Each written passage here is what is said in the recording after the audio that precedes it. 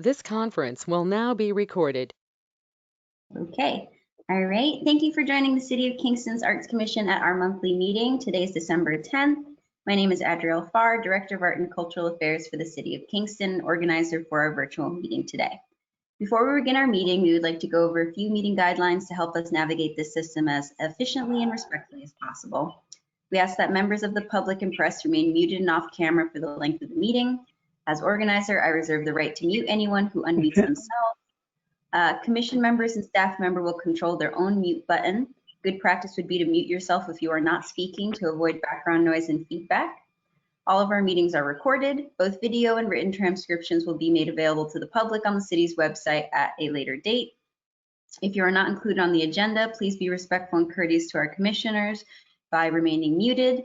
If you have any audio issues or any technical difficulties, please send a text message to the following number, 845-399-9072, or utilize the chat feature.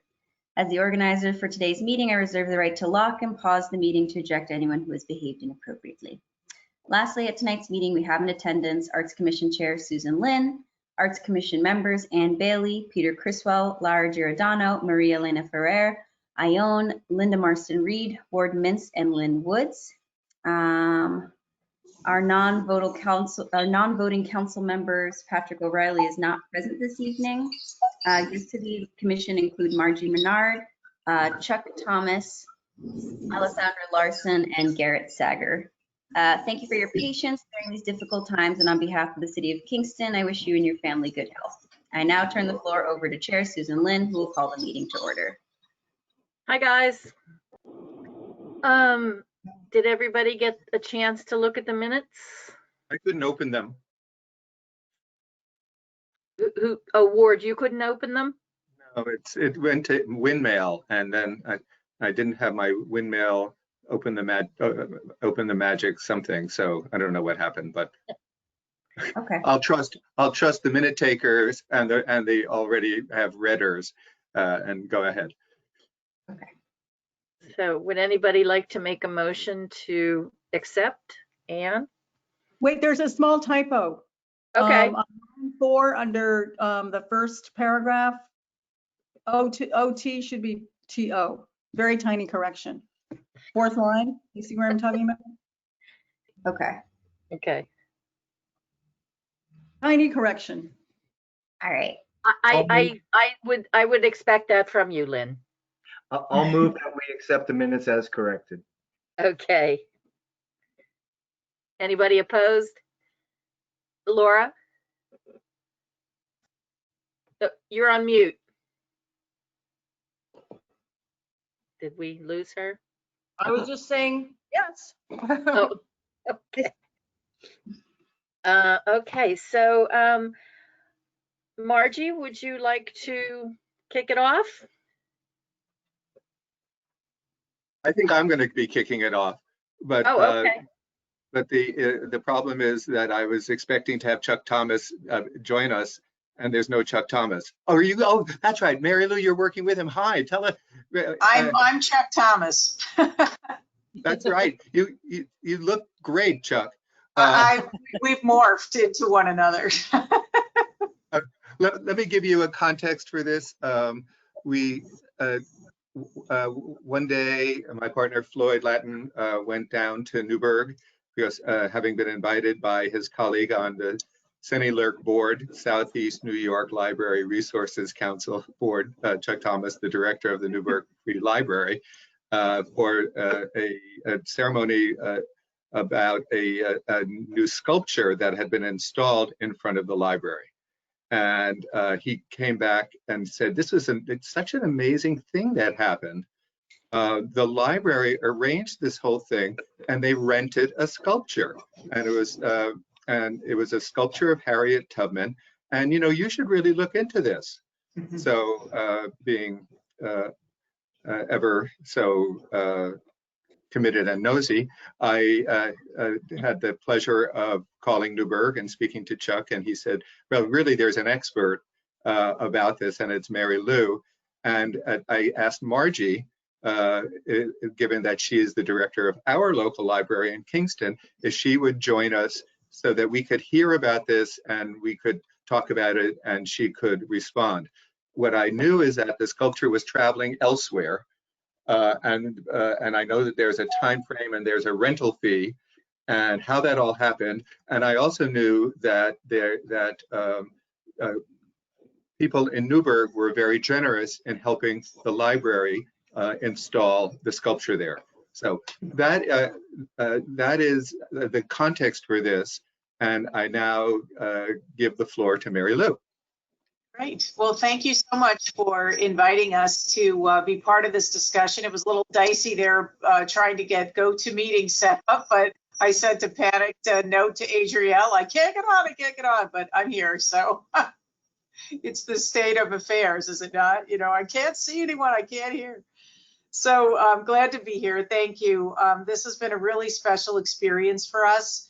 I invite you to go to our website, newburghlibrary.org, or our Facebook or Instagram page, and you will see this beautiful sculpture by Wesley Wofford, who is out of North Carolina.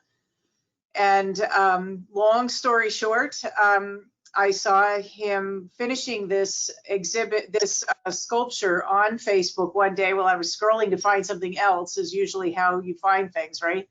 And I came across this beautiful sculpture, and I happened to send a comment that's, you know, to ask, where was she going? Is she going to be a permanent display? Where is she going to be? And apparently they got like millions of hits on this post, and they saw that they had come on to something.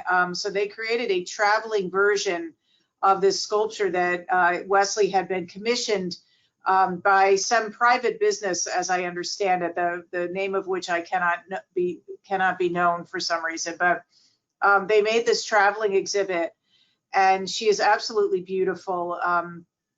So I encourage you to take a look at that, and also to take a look at the video, the documentary that was made of us bringing her here, called Journey to Freedom. That is also, you can check that out on our website and Facebook page.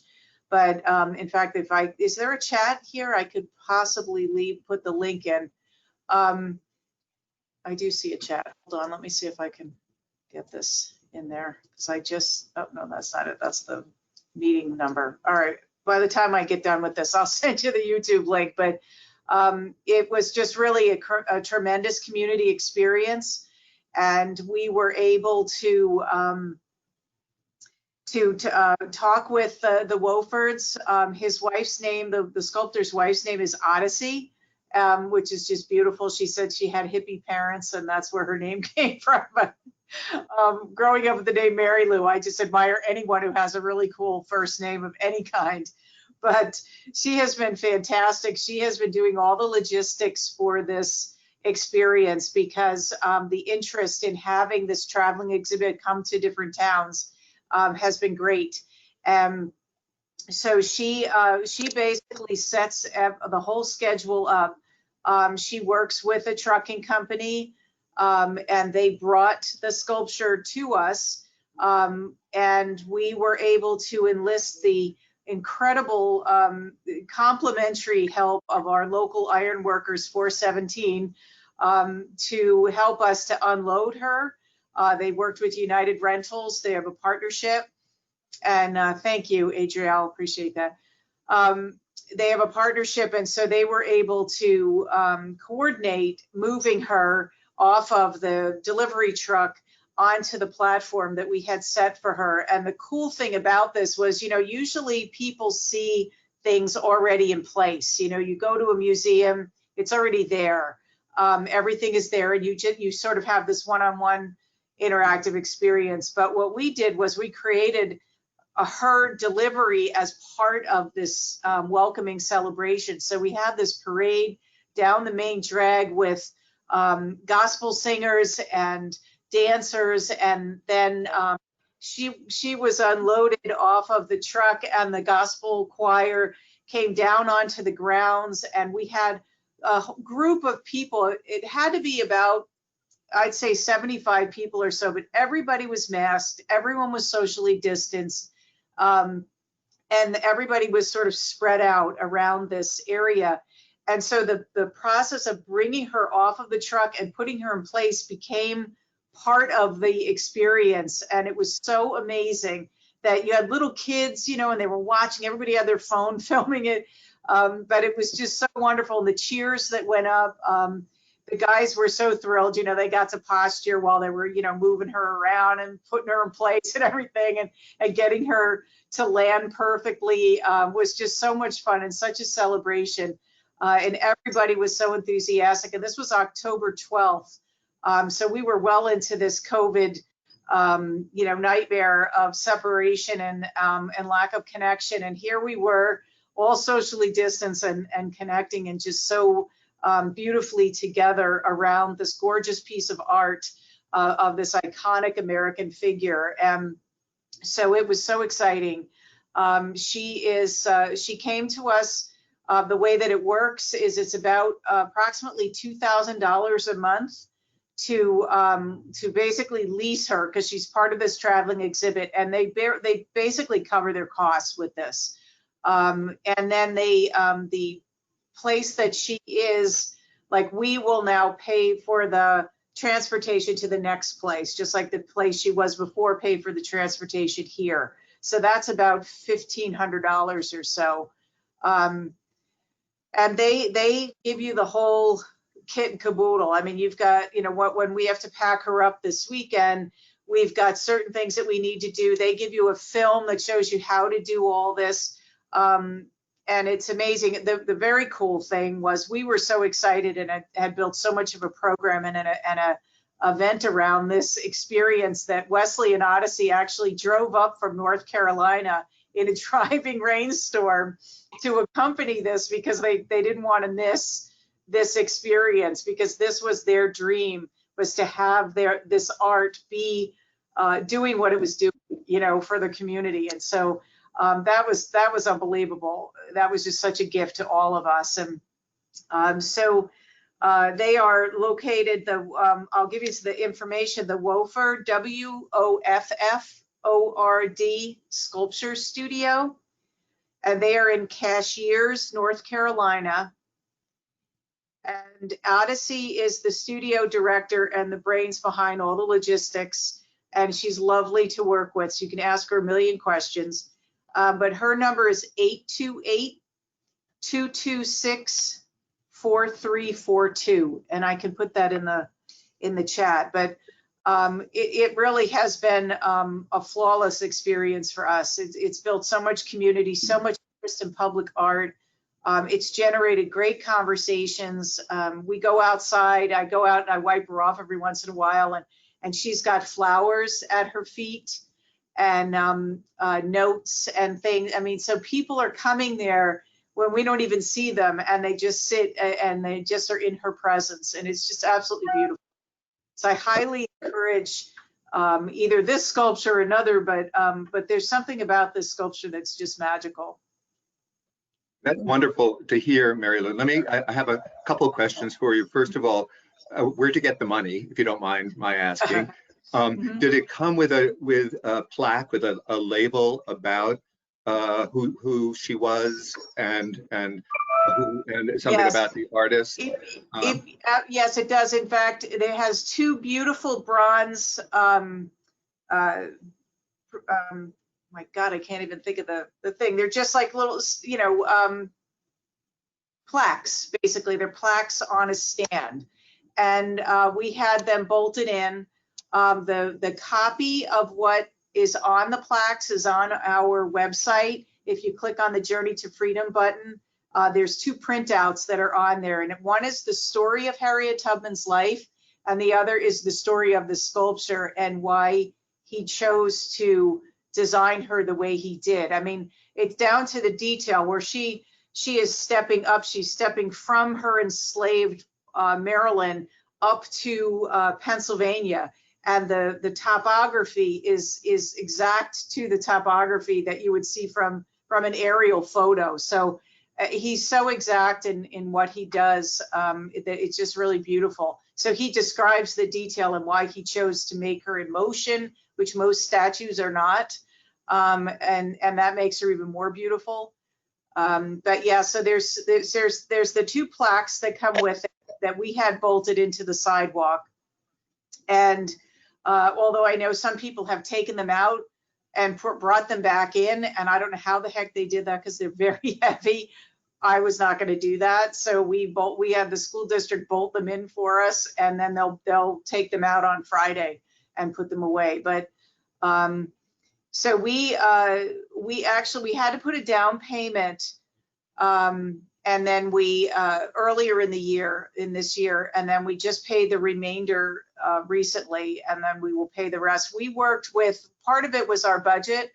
You know, it's in the middle of COVID. We really have not spent a whole heck of a lot of money on what we normally would be spending money on. So in total, it's about $5,000. So we were able to conjure part of that up from our budget from last year, part of our budget from this year, and some assistance from our Friends group, which is our fundraising arm. And then we did receive a Humanities New York grant, their vision grant, for $5,000, and that goes to all the programming. That covered the cost of the documentary that was filmed, and the cost of all the performers. It was really important to us because we asked the community to come out and perform, to sing and to dance and to play music, and we wanted to compensate them. So that was really important. That was part of our grant, was to celebrate the artists and pay them, not always ask them to come do things for free. So, you know, we had 2 big events. One was the welcoming on October 12th, and that was more kind of intimate. And the one on the 17th of October, that Saturday, was absolutely beautiful, warm day. We had music playing and dancers and people gathering, speeches about social justice. It was really phenomenal. But those folks were compensated through the Humanities New York grant, because that doesn't go towards the sculpture, that goes to the programming. So,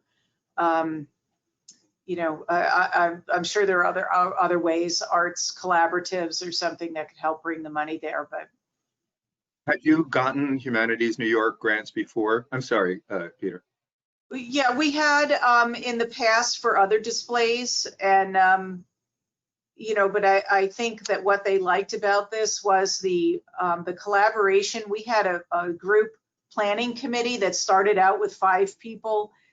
Pre-COVID, we met once in person, and then all hell broke loose in March, and we met every month after that virtually. We ended up with 20 some odd people on our committee, and they really loved the idea of the collaboration and the way that people came together, because everybody brings something else. And now this group wants to continue meeting through June of next year, because we're starting a series of what we're calling bridge talks, which are important conversations around difficult topics. And we're starting this in January with one on how to talk to people that you don't agree with, how to listen, and how to bring the community back together again. And so we've got a plan for that. That's funded through the Humanities New York grant. So the other thing that they liked was that it wasn't a one-shot deal. This was a year-long commitment that we had made. And you know, it's only $5,000, so that doesn't go that far. But you know, we spread out, you know, how we are going to implement it, so that it gave that impact of a years-long feature. Peter, you had a question? Yeah, just a quick question about insurance. Did the fee cover the insurance in the contract? Did you have to get your own insurance for the whole thing? How'd that work? Well, we initially had talked about getting our own insurance, but then we talked with the sculptor, and they were offering, I think it was $60 a month. It might have been it might have been $30 a month for us to have their insurance, which covered what they wanted to have covered. And that was really important to us, because what do we know from sculpture, you know? So this is their field, and we thought that was pretty darn inexpensive, and it was well worth getting that. And then we had to get our usual writer. Pretty darn inexpensive for insurance. Pretty darn inexpensive. Lynn? So Lynn, you have a question? Yeah, oh, sorry. So the sculpture goes right on the ground? I mean, do you have to create a platform for it? It just comes and you just put it on a flat piece of ground? Well, that is a story in and of itself, but we were going to move a sculpture that's already there on this plaza, that we were going to move that back to its original place in another park on the other side of the city. And at the kind of last minute, lo and behold, the city didn't pull through for us. And Is that the Dante sculpture? yes, the Dante was. I know the story of that. Yes, well, it's a great story. Well, it's going back to Downing Park. It's its 100th anniversary next year. But that was exactly where I was going to put Harriet. And at the last minute, everything fell through about a month before she was to come. And I thought, okay, now where are we putting her? So the school district, because it's their property, actually, their building and their property, they built us a platform out of 2x4s and gravel, and made a really beautiful, just simple platform, filled it with gravel, put it right in front. We have sort of a natural amphitheater of grass. And so we have her right in front. If you look at the pictures on the website, you'll see her on our Facebook page. She's on this platform, and she can go right on the ground. The reason we didn't want to put her on the ground is she was kind of over drainage areas, and the last thing I wanted was Harriet to fall into our sewer systems, our drainage systems. So we wanted to build something that was solid and would protect both her, especially, and the pipes. So the platform did the trick. It never moved. We've had tons of rain. She's been perfectly fine, but she can go on solid ground, but she would need to be bolted in. She'd need to be secured. But she comes on a beautiful platform that says Harriet Tubman on one side, A Journey to Freedom on the other. And the platform actually has like forks, a place for the forklift to pick her up and put her right into place. So it's an easy move. It really is. It's very, very quick. So as you said, the total cost, $2,000 is the rental, then $60 for the insurance, $1,500 for the delivery, and then the remainder would be just installation. And then $5,000 grant. The grant was an addition, and that was another $5,000 for the programming. For programming, yeah. The thing that we really saved the money on was having the iron workers donate their time.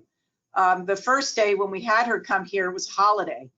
And these guys came out at 5 in the afternoon, and we waited for her to come down Broadway with fanfare and everything. And they just kind of got into it, but they comped that. That was the thing we did, was we promised them a lot of publicity. And you'll see in the documentary they're hogging it up, so it was fun. And my last question is, I assume that you mentioned the events, that the community has really responded to this.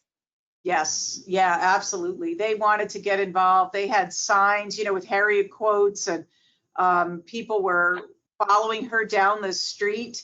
It was really kind of that element of surprise, which is what I love with art, because, no matter how many times you could throw leaflets out of an airplane and people still wouldn't know that she was coming to town, so no matter what we did, you knew that there were going to be people who didn't know she was coming. So just that element of surprise when she was coming down Broadway, and you see people running after her, was just so much fun. So it's like, what is going on, So it's great. Yes, Ione? Yes. You're on mute. You're muted, Ione. All right, there you go. Yeah, hi, very glad. This is so exciting. I feel the energy around it, and had heard of it. She's been wonderful. From Cape May. Barbara, who has that place, said it's coming there in June. The summer, yes. I'm wondering. Was scheduled last year, but they got her there, and they had to close. So they booked for this summer so that she could be there the whole summer. So there are variable times that it can be rented for, it sounds like. So yes, yeah, they have her kind of booked up through. Let me see if I have I don't have the schedule in front of me, but I can send that to you. But she's kind of booked up through September of next year. So, you know, people are catching on that this is kind of a cool thing. Yes. And I Yeah. get that their next place is Peekskill. It's, you know, right down the road from us, so it's not that far. But yeah, so she's making her way around, but it's primarily on the East Coast right now. But she will be coming from, you know, from Cape May in the summer, so potentially September might be a date. That we could have it if we Mhm. went. Yeah. Well, it certainly sounds exciting. You know, I will tell you, and I've said this to many people, but that day when we brought her in and watching what unfolded was one of the highlights of my life.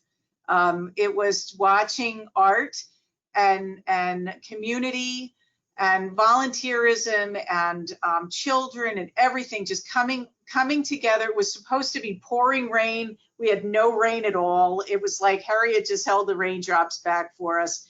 And to watch the enthusiasm of our community come together was just like nothing I've ever experienced. It was really beautiful. And I attribute that to her, because it is her spirit that we were celebrating.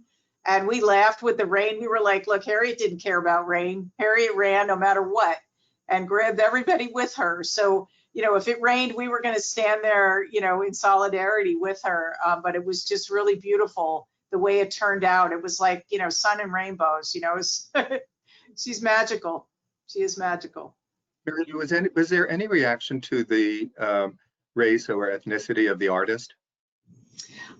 Yes, actually, that was something that if you watch the documentary, he addresses that, because we did interview him for that. And there also is a fabulous Zoom call that's on our YouTube channel, Newburgh Library YouTube channel. It was from October 5th. And we interviewed him personally. Actually, our Orange County Arts Council Outreach Committee interviewed him. And it was an incredible discussion. He is so well spoken about this. He is so understanding and empathetic of his whiteness in this creation of this beautiful sculpture of an African-American icon in our country. And the way he articulates this, as well as his discussion of, you know, because while we were preparing for her, this was when all of the social justice marches were coming, where, you know, we had the murder of George Floyd, and Breonna Taylor and Ahmaud Arbery. All of that was happening while we were preparing for her. And so he addresses this whole, you know, the putting up of sculptures, the tearing down of sculptures, the role of art in history, in our history. And I encourage you to listen to those two. The video, the documentary, he addresses it, but briefly, because there are snippets, but he does address that issue of his race in this creation. And he does not interpret. He presents, and it is for the. And there was no problem with that with your community members. No. And I think that came out of his compassion and understanding and ability to present that to the community. That was why there wasn't any issue. He's really very beautifully spoken about it, and he's very committed to. He serves on several boards, very highfalutin boards. It's a technical term. And he has a lot of influence, and so he uses his influence to create more diversity and more awareness and more representation in the public art field. That is a commitment of his. And you know, and he talks about being he's a southern guy, and so it's very interesting to hear his perspective on this. And it's I think it was very timely with what was going on and what is going on in the country. To have this discussion. We were very candid and open about everything. Thank you so much. That is such a wonderful, gives us such a wonderful understanding about what happened. I know we're taking up a lot of time, but we have the good fortune of having Margie with us.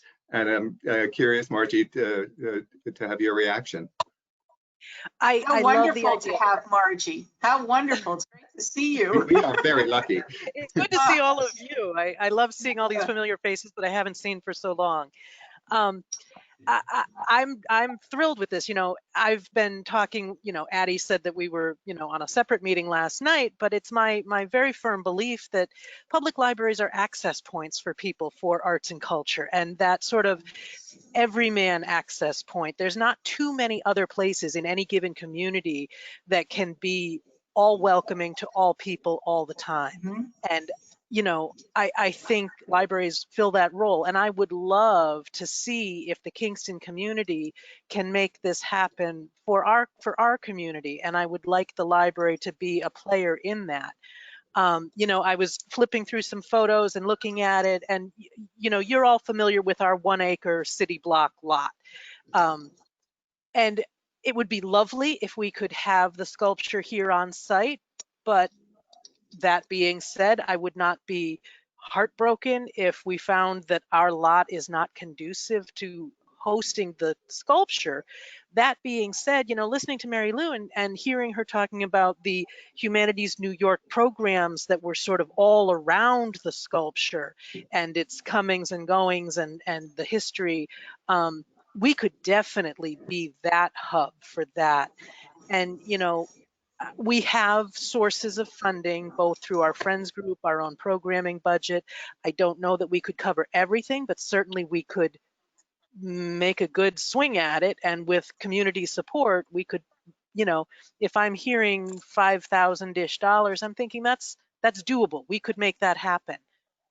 So I would be very excited to continue talking about this and work with you all to see how we can make it happen here. And, you know, September of next year sounds lovely to me because, you know, everybody's saying, well, June, July, we might actually be able to gather in person again. And I'm thinking, oh, that would be so great to celebrate, you know, art and the great communal coming back together around something like that.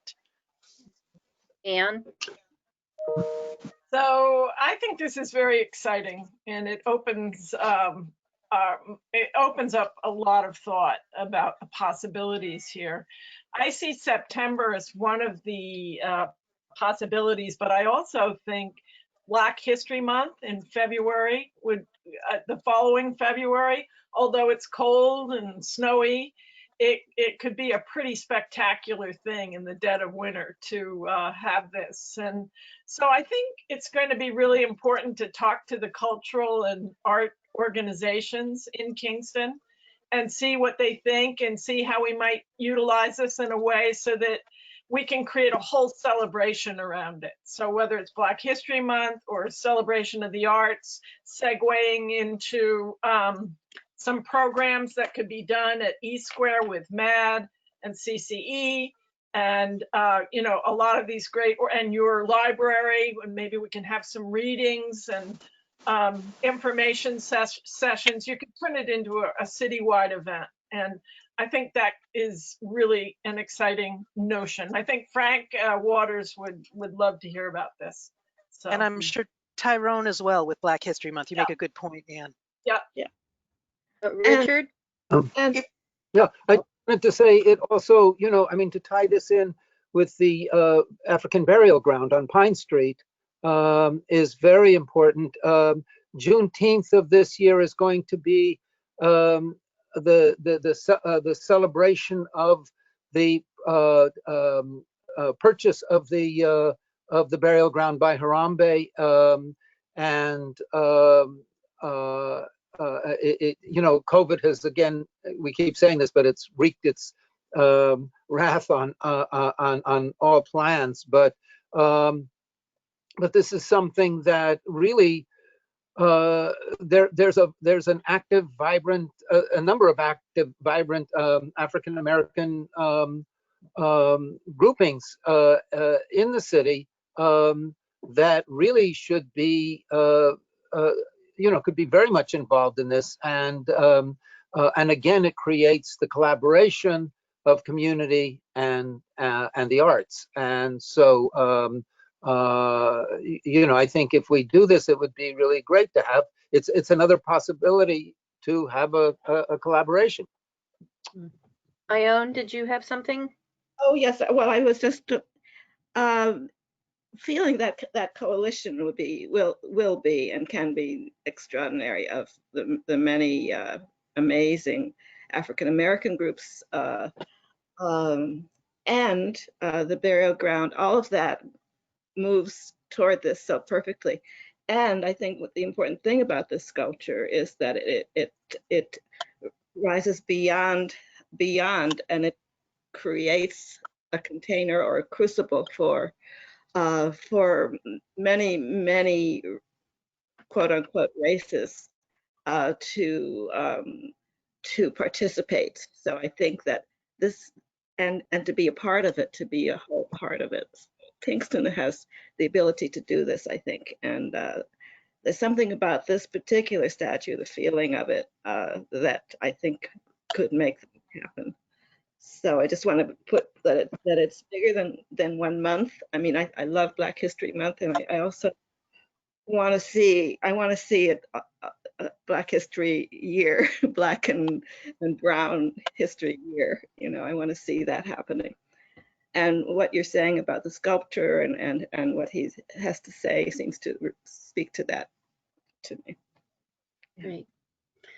Well, that's wonderful. Mary Lou and Margie, thank you so much. I think it's a fabulous project. I think we should really look into doing something like that. So thanks again. And you're welcome to stay for the rest of our meeting if you like, but we do have to move on, unfortunately. Okay.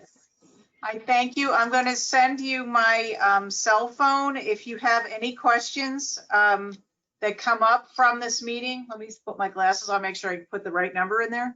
Okay. Please do not hesitate to call me. Great, thanks.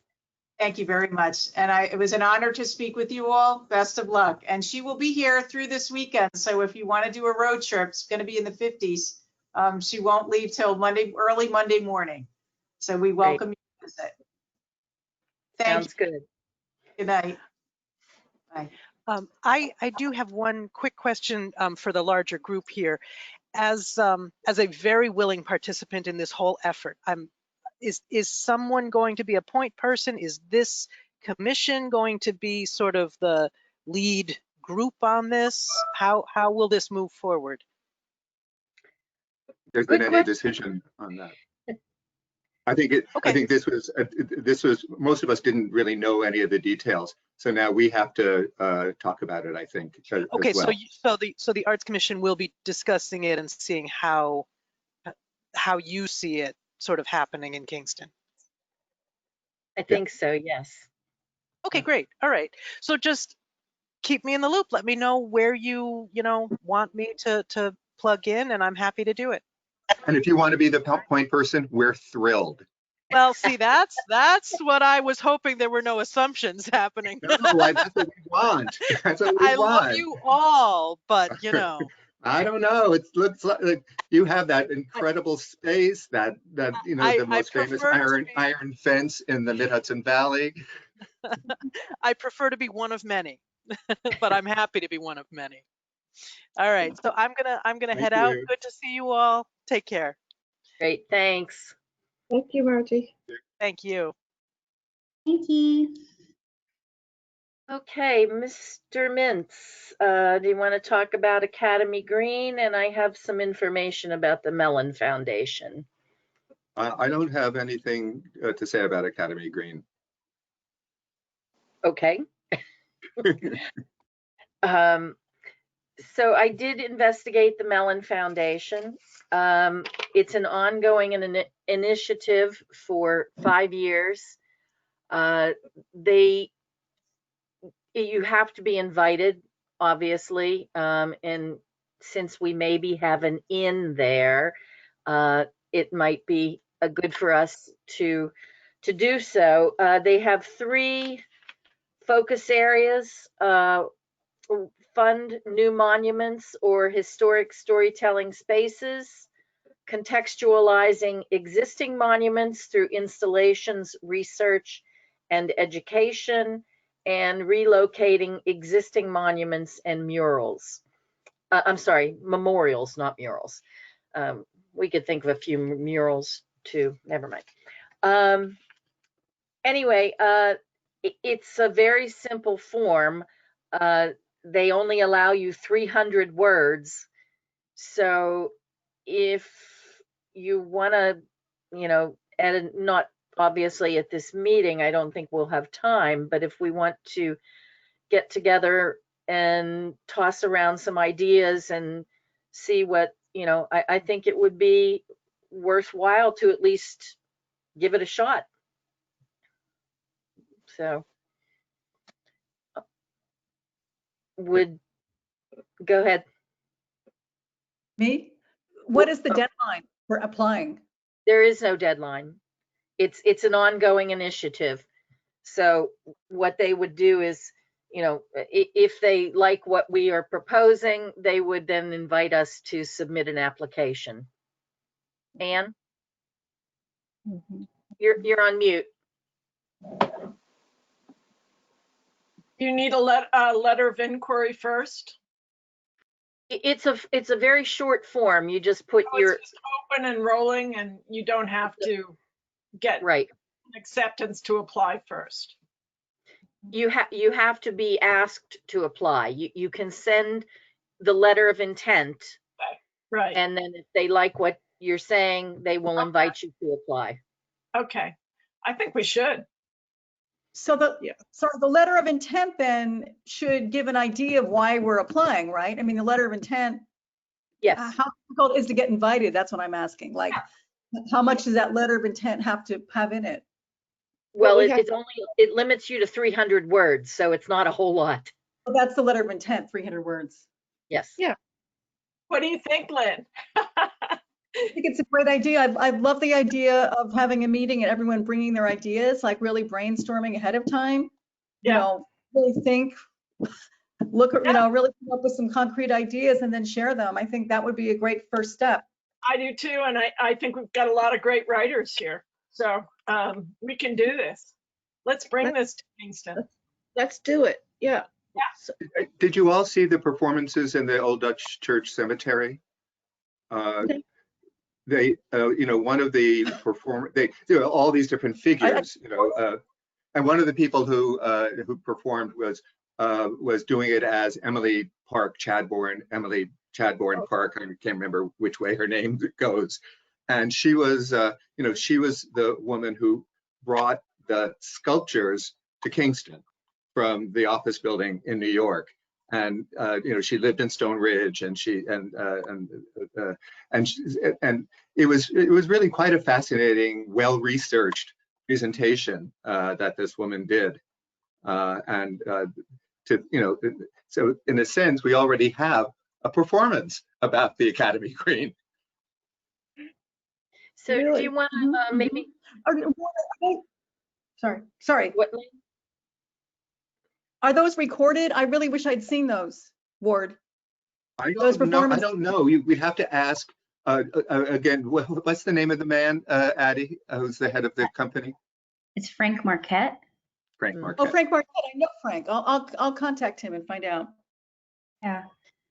So would you like to all get together, or maybe if some of us get together next week and talk about this? Yes. Yes. Okay. I would like to I'd be happy to. that too, if it's possible, Susie. I'm sorry, what, Maria Elena? To if there is a possibility also to talk about other points, or only to talk about this grant. No, I think we could talk about other things. Okay. Anne, did you have something? Hold on there. I'm volunteering to be part of the group. Okay. Okay, that's all. I'm in. Okay, Laura. Is this going to be the full commission?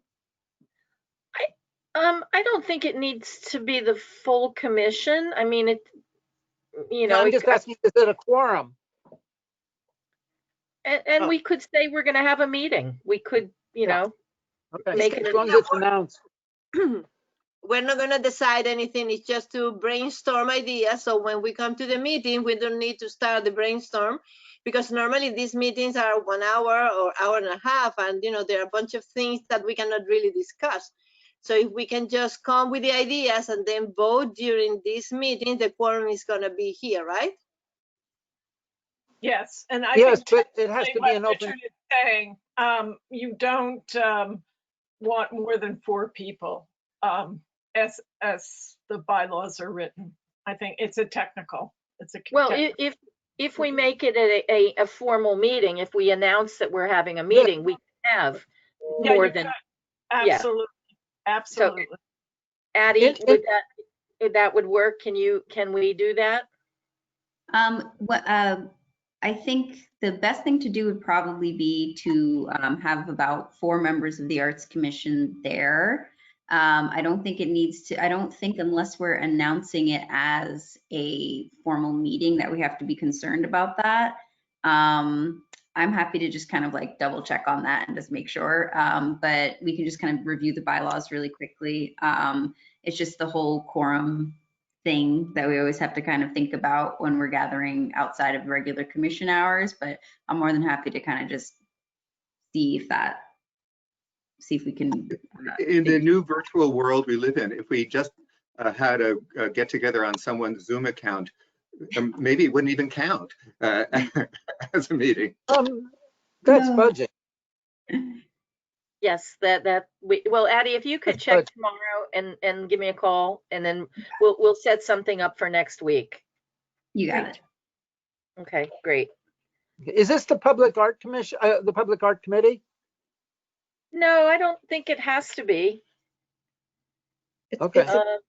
It's a group that's interested in applying for this this particular grant and transforming Kingston. Now, the thing is that we would need a 501c3 to make the application. So I'm Ann. Okay. All right. So I'll talk to Addie tomorrow. We'll set something up and we'll let you guys know, and whoever wants to participate can do so. Master plan for the arts. Hello. Yeah, so we are kind of winding down for the end of the year just for a little bit, but we are going to get right back started in January. Thanks to everyone who has been attending the workshops. They have been incredible. It's been a really awesome experience. Also, just in terms of city turnout for meetings, we're doubling the usual number of attendees at these meetings. So it's been really nice to kind of help to set the standard for what public meetings should be looking like at the city. So that's been really exciting. We are looking to transition to using Zoom in 2021. So we're going to have some more resources on our city end. So yes, a round of applause for Zoom. So we're going to have some different interpretation, translation services available through that. So that's really exciting. Lord has also offered to do an additional community workshop, which I'm really excited about. So we're looking at finalizing for January 8th from 2:30 to 4. And that final meeting, we're thinking about, you know, for all of the meetings, we've kind of been like, everyone is welcome, but we're specifically looking to hear from, so this one is going to be for arts educators and arts organizations, just because we did have a meeting with the Board of Education. So we went to the Board of Education meeting and presented about the Arts and Culture Master Plan. And while I feel like that was a good first step, I definitely want to kind of reinforce, just create another space for that. We have so many people working in arts education, and I think that that is a good unifier for a lot of the nonprofits that are working, and you know, some for-profits. So I think that would be kind of a good way to just bring some folks back. I also think it'd be a good idea just to kind of create some more space in the beginning of January, touch people back in with the project after the holiday break. We're also in January going to be having our, and this is stuff we're kind of going to go over in our meeting next Monday with Lord, our kind of update meeting. They're going to talk a little bit about what our next steps in 2021 are. So we're probably going to be seeing a draft. We are going to be able to provide feedback on that.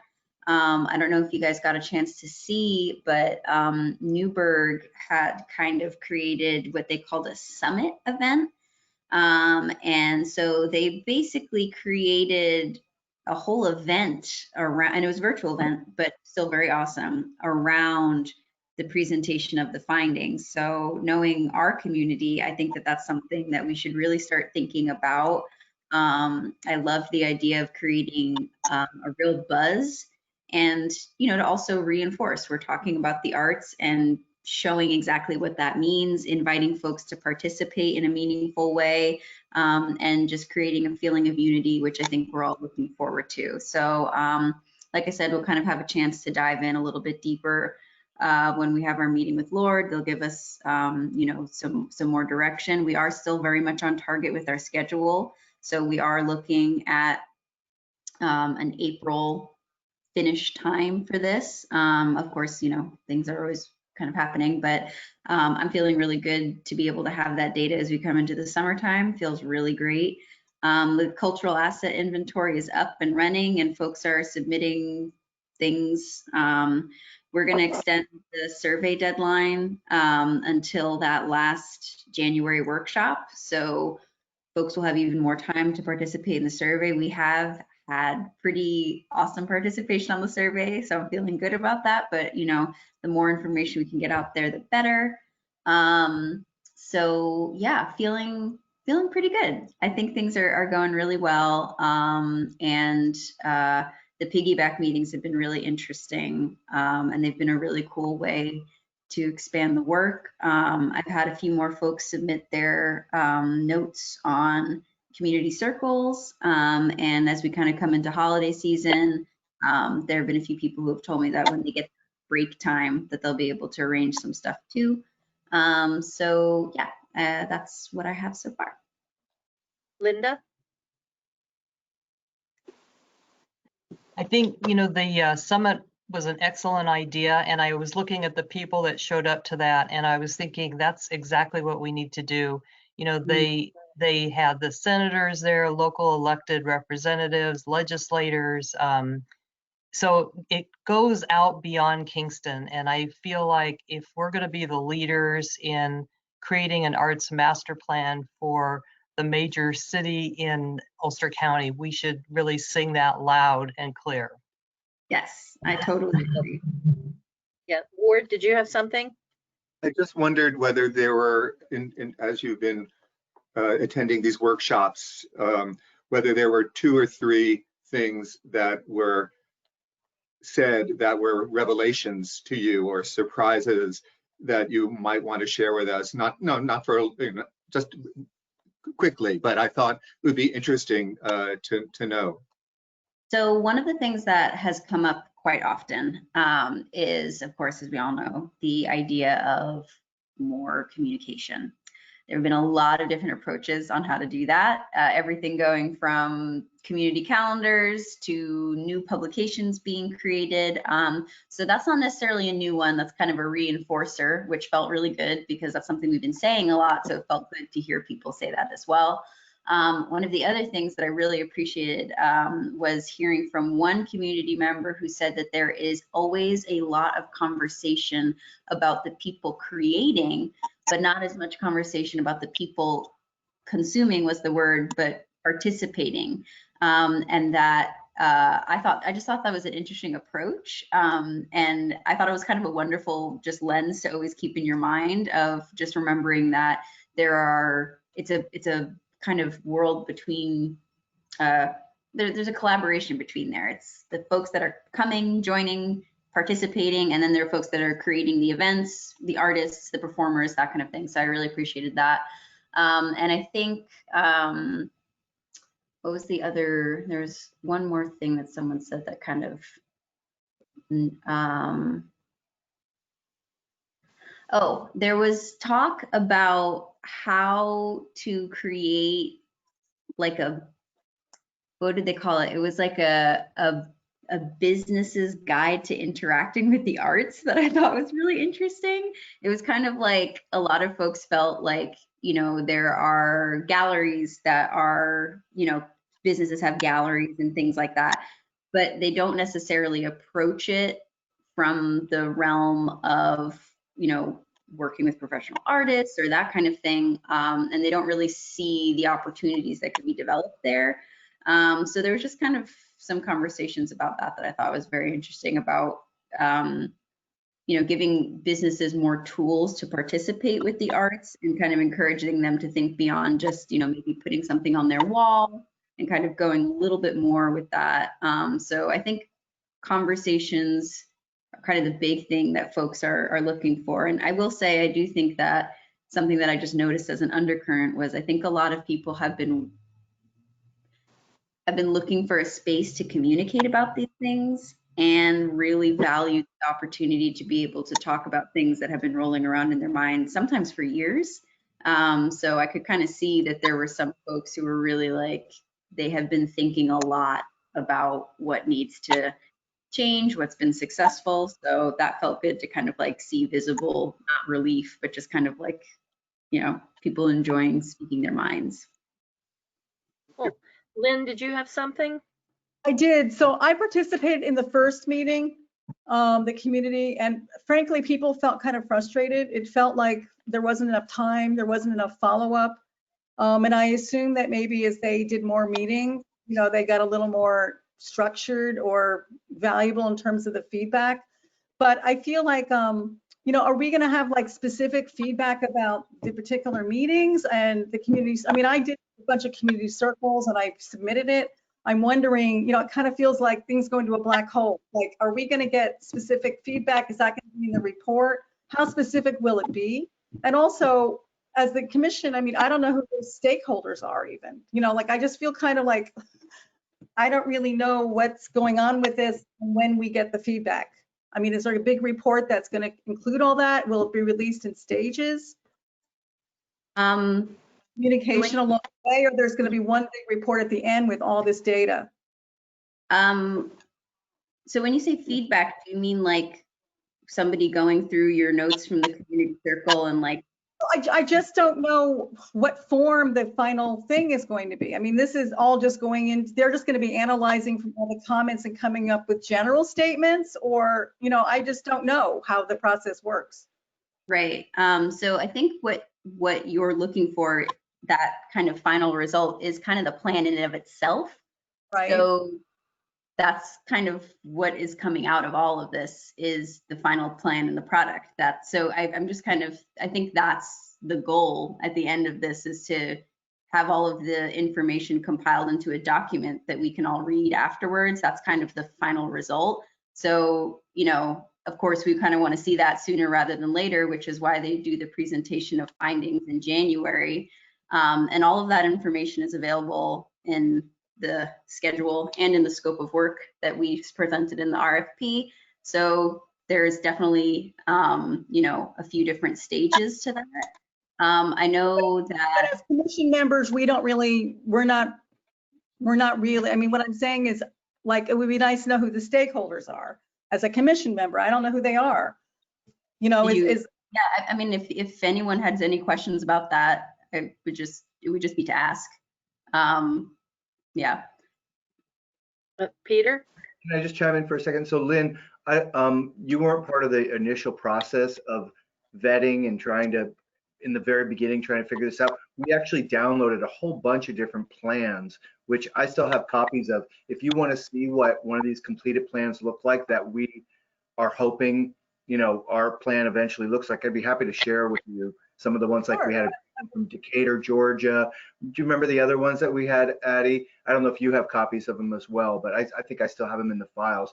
But it was really nice. It kind of lays out exactly what you're talking about. Sort of what's all this work now put into this operational type plan. I mean, it had sort of aspirational language and it had operational type of language. Right. And the other thing I want to say about communication is, so I went on the Facebook page for the Kingston Arts Commission, And I'm wondering, maybe we should make it more up to date. Like, for example, can we put the recording of the Distinguished Artist event up there? Could we maybe have some updates with the public? Because I talk to people and they just feel what you said about communication, like they feel like this is coming from the outside, which I know it's not, and then people are going to be telling the community what this is about.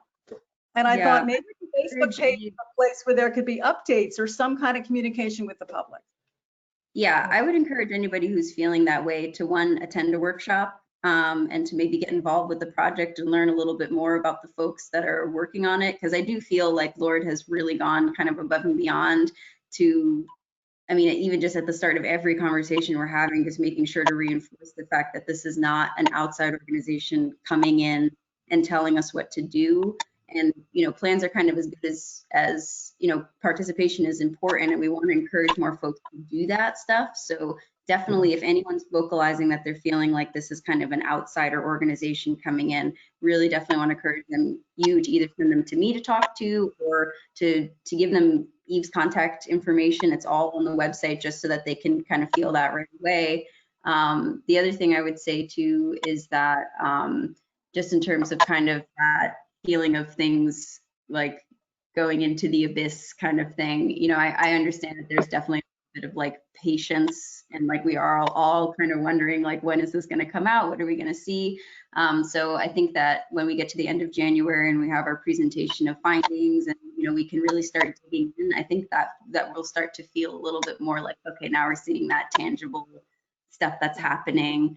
And yeah, I definitely think that that's going to be an exciting moment for all of us, which we're all going to be able to attend. That's something we're all going to be there for. So yeah, that's coming up in end of January. And yeah, I think taking a peek at some of the other plans that other municipalities have done, some of the other plans that Lord has completed might also be helpful to kind of familiarize ourselves with the outcomes of cultural plans, taking a look at some of the plans the city has done. Climate action plan is available, open space plans, all that kind of stuff might be helpful too. And then when Newburgh did its summit, I looked into that. It looks like getting community feedback was really an important part of that. So I assume that we'll be doing the same. Yeah. And also, Lynn, if the stakeholders, I mean, Addie distributed the list of people that were going to be interviewed, and so we had the list of people that were, of the different groups and the different places that we're going to be visiting, that they were going to be visiting. So, we do have that information. I'll look for that list. I must have gotten it, but I'll look for it. Thanks. I'm happy to reshare. And the other thing that's been interesting about the stakeholder stuff is that we have been, reaching out to different individuals, and with COVID, there is definitely a capacity question of just trying to get involved and getting your feet in different doors. Sometimes there's just a little bit of, waiting game, we're getting ready for folks to participate. There are so many different people to talk to as well. So that can, be we're trying to be super strategic with who we reach out to. But yeah, if there's ever any questions about that, it's only asked. Okay. All right. Anybody else? All right, moving on to Anne and Richard, and your meeting with Lord. Yeah. You want to start, Anne? I'll start, Richard, and I'm going to really turn it over to you. Richard and I were asked to meet with Lord, mostly because we had a history with the Midtown and trying to organize the arts in the Midtown as a platform for revitalization and also energizing the community that was already quite full of artists. So we gave her a little bit of history around that. This is Eve Ortega we met with. And it felt like a really good meeting to me. That's what I will tell you. I think these smaller meetings are oftentimes the most meaningful ones because you're not part of a huge crowd, and it allows a very intimate conversation, which is really what we had. And that's really what she was looking for. She was not, she said, this is totally off the record. If there are things you want to say that You don't want other people to know, but I want to know. It felt really good. So from there, Richard, I'll let you take over from there and discuss further. But overall, I would say our impression was an excellent one. It was, I mean, what, as Ann said, this was the kind of meeting we really needed. That I had been interested in getting involved in this all along, but it wasn't until we had the community meetings that there was a meeting that I was able to be in, and I found the community meetings to be like having little bits, tidbits of information, and we were broken up into 3 groups, and never knew really what the other group was saying because the notes weren't shared, and here was a chance to really get into the meat and really discuss things. It's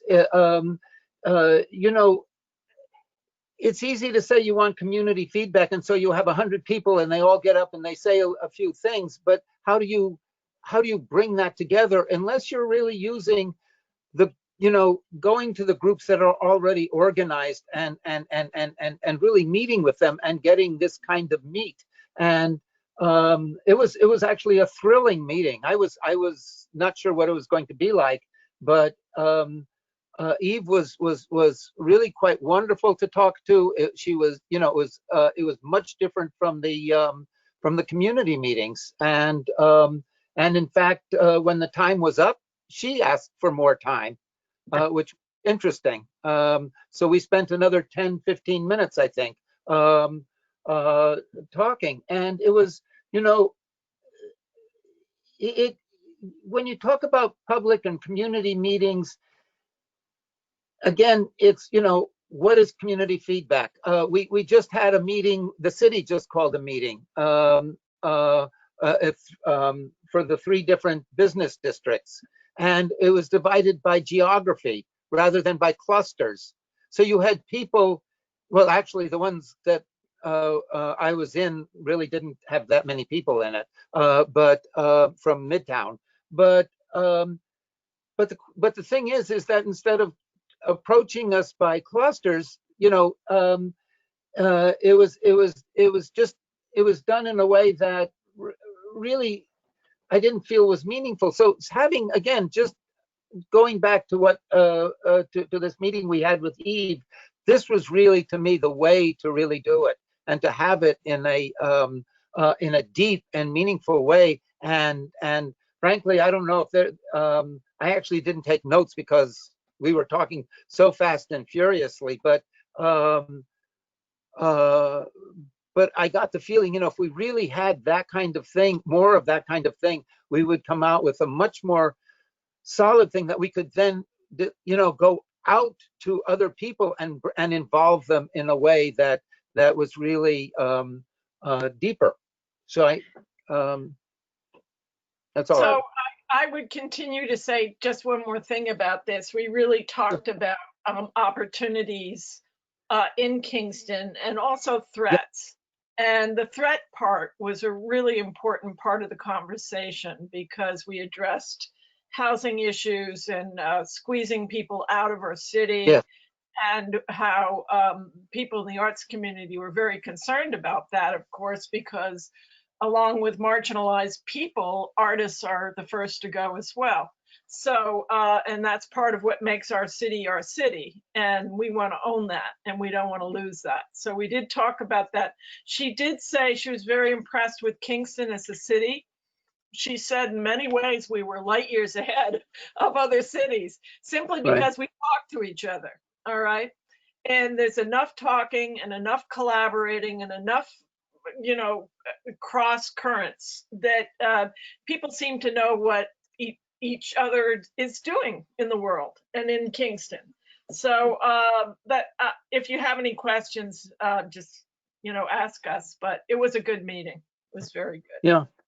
I have a quick question. Following up on what Richard said, Richard, you said that it was so meaningful to have a small meeting that was in depth, and that if more of those could happen, the plan would have more meaning and more meat. Is that going to happen, do you think? Can that happen within the parameters?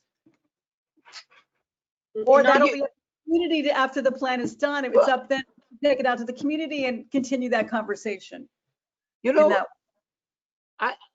if you're asking my opinion on that, Yeah. if I mean, my feeling is that you go to the community and you say, organize us something that we can talk to. That's my opinion. That, in other words, don't tell us who you want, but come to the groups, the stakeholders. As you said, Lynn, you were talking about stakeholders. Stakeholders in many ways are, it depends on how you're looking at it, but it's in many ways the groups that are existing here. And my feeling is, to go to them, to go to the arts, to the Midtown Arts District and say, how, give us something to talk to, a grouping to talk to, because then we're organizing it, and these are people we talk to all the time. The same thing with CCE or Harambe or Kingston Midtown Rising. I mean, because it's not just arts, it's art and culture. So we're talking about community groups as well, and it really needs it needs something that we can say, well, it's all with what Lord's report is going to be, but when Lord is gone, what are we going to be doing? And what have we started? What have we organized? What have we put together of ourselves, so that we ourselves are? It gives us, it's like igniting the fire. The fire is with us. It's not with Lord. Lord is helping with the ignition. So this is why the in-depth is so incredibly important, and it doesn't have to be with just Lord. It can be with just us too, and it should be continuing on afterward. Maria Elena? Yeah, thank you. I just wanted to give a brief feedback on this. I think that we are having a discussion on different interpretation of different things. I mean, Lord is facilitating an assessment of the community so we can have a plan. And I think that they explained that they were going to have meetings with us, meetings with the advisory group, community meetings, meeting with different sectors, and then individual meetings also with different sectors and different people. So the same way that they had that meeting with you too, they replicated with others as far as I'm concerned. And you and I participated in one of those also. We were 2 or 3, Adi, I don't remember. Yeah. Because that's the beauty of this. And I think that even in those community meetings that I completely agree with you, they were like too short and not enough to have a deep discussion, because the purpose of those brief community meetings are not to have a deep discussion. The deep discussions we're having in those petite committees that they also conducted.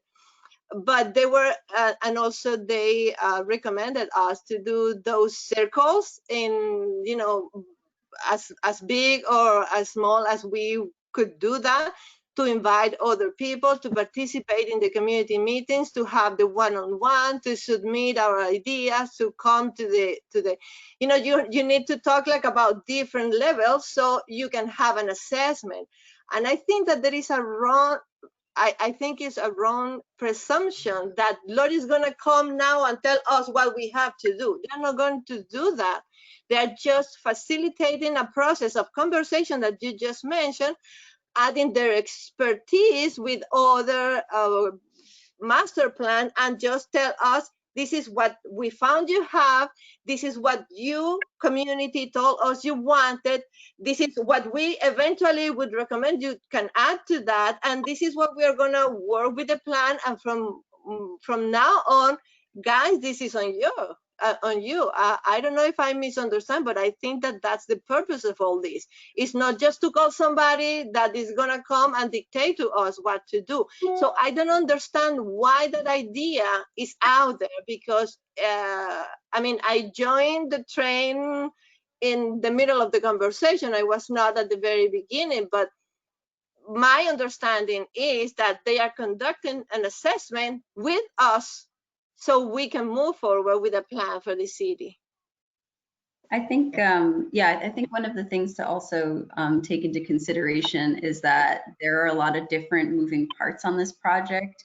There are a lot of, I think that, we've been trying to utilize different tools to have different kinds of conversations. I think that there are some community members who are ready for that deep dive conversation. I think there are some folks who are still learning how they relate to the arts. I think that Lord has been really conscious of creating different levels of engagement. There are some folks who are going to open up that survey, complete that, and that's kind of all they're really going to participate in. There are some folks who are going to come to every workshop, and we have had those community members who have come to every single workshop, showed up and been there for the entire amount of time, communicating about what they think is important, taking the time and really creating that as a priority. I think one of the other things to just kind of also remind ourselves of is that, we have seats at certain tables, we have privileges, we have abilities, we've had certain ears that we're able to use certain styles of communication. And I think the interesting thing about Lord's approach is that they're kind of coming at it again from a multi-prong approach. I think the piggyback meetings have been incredible. We are also working with consultants who have a certain amount of time. So we're doing as many piggyback meetings that we can do in December. We can continue to do more in January. Those have been incredible. So we have been going to existing meetings in the community. And we've also been trying to create spaces for new things to be developed. And the frustration about the plan too is that I think that we all have a lot of ideas of what we would like to see, things that we would like to see happen. The interesting part about cultural planning is that it really is about listening, and that's been probably the biggest thing that I've learned from this plan is just listening, hearing. I've heard so many different ideas, feedback, all sorts of things, collecting all that information so that other people can hear that information too. And there is a lot of behind the scene works that I also just want to kind of also just talk about. The different kinds of communications that we've all done personally on the commission in terms of outreach, things that I've done on my end. We're talking about housing. So natural step is to connect with the new housing director here at the City of Kingston. We're talking about economic development, making sure to learn a little bit about what's happening with the county with economic development. So there are a lot of things going on, and I understand that with COVID, it's a little bit more challenging. We're not having as much communication as maybe we would have if we weren't kind of trapped indoors. But I just kind of want to make sure that everybody's aware that, just in terms of making sure that we're doing kind of the best we can with what we have right now, that's 100% something that I think our consultants, our team here on the Arts Commission, our Project Advisory Committee, and our consultants are working really hard to make sure happens. So just kind of want to say that. And just also encourage folks that, we're in kind of an interesting stage with this at the moment. We're coming on to some stuff that we're going to be able to embrace. And again, like Maria Elena said, the stuff that's going to happen afterwards, that's always going to be on our plate. There's not going to be another consultant coming in and doing that. Like, it's going to be our job to actualize and make this happen. So we can't put the cart before the horse and start trying to actualize before we get the information. So I just also want to kind of make that as a note too, is that if we start doing stuff now in the sense of saying we should be planning for this and that, the other thing, we're not 100% aware just yet what community feedback has been. So when we get into January and we get to see some of those early findings, I think it's going to be really exciting for us because it'll give us a little bit more momentum to start focusing in. Thanks for that. Peter? I really appreciate what you just said, Addie. This has been a 3-year process. Ward, is that right? Have we been working on this for 3 years? I think we can all take a breath and get the study back, and then start to think about how do we actualize. And that's one thing that I've been hammering over and over again is like, you know, we've all heard about the strategic plan that sits on the shelf and does nothing. And I keep saying over and over again, this has to be a doable, there has to be realistic actions that we can take. And so Addie can attest to it. I've said it every single meeting that I've been in with them. So I think that I'm hoping that there's going to be, you know, really clear actionable items and realistic items that we can move forward with. So yeah, thank you. It also is a living, breathing document. So, you know, it really, it can morph over time as we find that the community is changing, that, you know, things like that. So you know, it'll be good once we have it and can start putting things to work. Yeah, I think one thing we can definitely start thinking about, which the mayor put on my radar, is, you know, we do have the option to have the Common Council adopt this plan after we finalize it. And, you know, one of the great parts about the draft is that we get to give that critical feedback right away and start taking into some of the things like Peter and everyone has been touching in on, and just making sure this is a realistic document for our community. So I think that's going to be a really pivotal point for us to be able to provide feedback. And then we're going to have to start presenting it. So we can have the Common Council formally adopt this plan. And the way that we would go about doing that would basically be putting together a presentation and then having them vote on it, that kind of thing. So one thing that we might be able to do in terms of maybe getting some actualization momentum is to start keeping an eye out on other plans that have been approved by the Common Council. Just take a peek at what that looks like. Start thinking about some of our councilor members and ways we might be able to talk with them about the master plan. I've been pretty diligent about keeping them informed about what we're working on. But even just as a commission, you know, that's something we do after the final plan is there. So that's probably in like May, June area. So maybe that's something we can start thinking about just in terms of, you know, starting having that as maybe like a goal, thinking about that kind of thing. Ward? Susie, I would respectfully disagree with you about what you just said.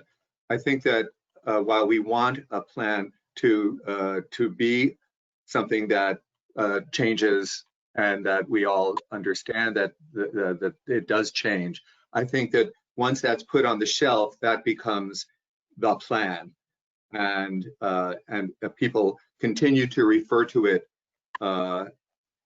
for, you know, a year, 2 years, 3 years, and we may think that, you know, that there have been changes, but I think that we should be aware of the fact that once it's done and accepted, that it has a decent amount of power.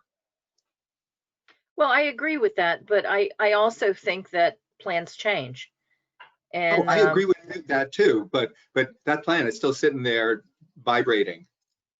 Right, but okay, we agree to disagree. All right, it's 6 o'clock, guys. It's about time to wrap things up. Anybody have anything real quick? Can I just share a sweet little thing that happened? So I was approached by, this is my legislator hat on right now, but I was approached by the group from the YMCA Farm Project. You all know that group of young folks? They're awesome. And they approached me about helping to facilitate Sojourner Truth Day in Ulster County. And it was just a really lovely process, working with the youth and working with Susan Harris, who is their community leader there. And we worked it through, got a proclamation written. I actually had them present.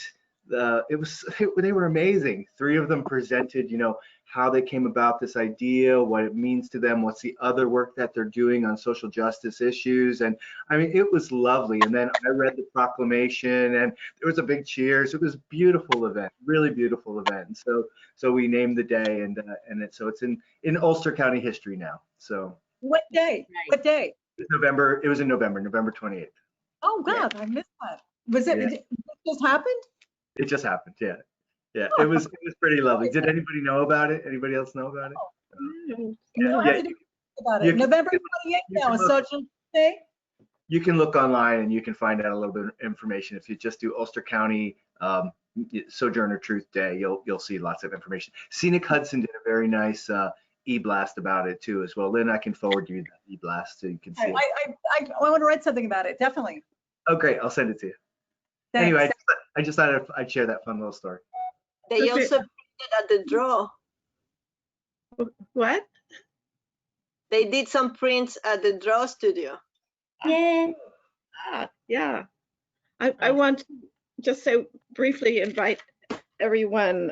It'll be a watch party for the premiere of this opera that I've done for the National Irish Opera Company.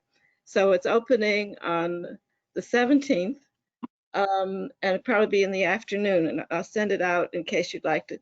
This is called 20 shots of opera, and there are 20 composers who've written operas of 5 or 6 minutes long. So you could come in on any of the operas, or you'll find out exactly when our 6 minutes is happening. But it is happening on the 17th, and it's quite fun and beautiful. Yeah. Please send out. Yeah. I'll send it out to everyone. Okay. Yeah, I'm excited about it. Yeah. Thank All right, would somebody like to make a motion to adjourn? Anne? Peter? I'll second it. Okay. Anybody want to stay? I think it's dinner time. I'm But I going wanna right into another meeting. everybody, really happy holidays. And even if Yeah. you're in a small little pod, try to have a little fun. All right. In the Thanks, season of light. All right. Miss you Bye-bye. guys. Miss Have you. fun. You. Yeah, I'll see y'all soon. All right, bye y'all. Bye, Addie. Bye.